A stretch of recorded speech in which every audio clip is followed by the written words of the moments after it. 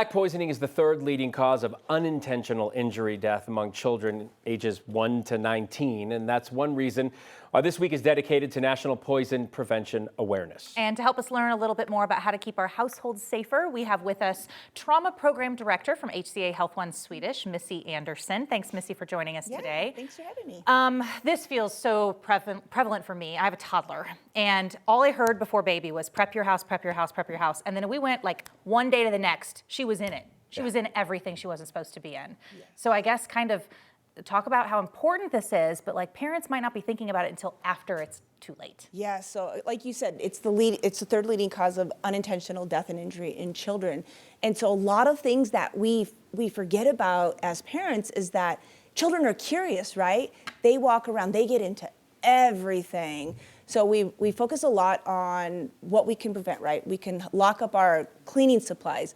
Where do you store? Most of us store them under our kitchen sink. Toddler level. Toddler level, right? Their eyeballs are right there. And then think about these chemicals. They're pretty colors, right?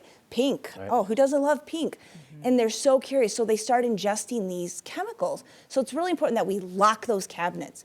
And then when we focus on pills are really, really huge, especially if you've got, older parents or even your caretakers that are taking pills. Think of the shape, right? They're small, they look like candy. They're colorful too.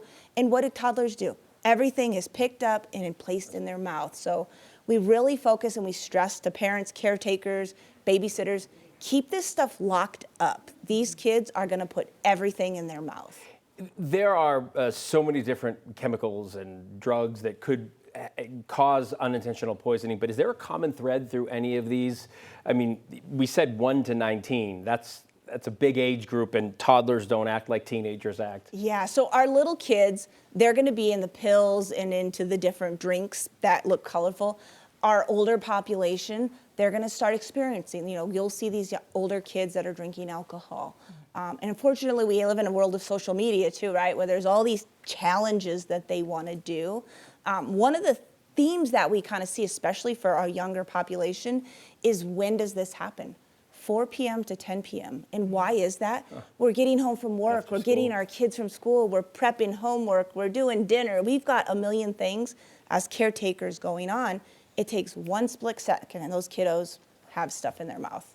Can we talk at all about maybe like the confusing, maybe mistaking something or not understanding what something is? To your point, you talk about like medicine might look like candy, but then I can think of like common household products that I wouldn't even have thought a child would consider ingesting that can be confused for like, ooh, that looks fun, let's put it in my mouth. Yeah, so, thinking about liquids, antifreeze, it's a pretty color and it doesn't have a very potent odor, so they see this very pretty thing, they drink it. And then there's the things that we don't actually see, so carbon monoxide poisoning. It's tasteless, it's odorless, it's colorless. So when we talk about that type of poisoning, that's really looking at the whole family, and that's why we really stress carbon monoxide detectors, just like we have our smoke detectors. Check the batteries, keep our families safe. And then plants, a lot of us don't think about plants, but there are plants that are toxic to children. And they may be playing, and it might be that they get the salve from that, and then hands go into the mouth, right? That's what children do. The great thing is about these weeks, it's always a great time to remind people. Like, you have a toddler, you don't need to be reminded. It's every minute of every day.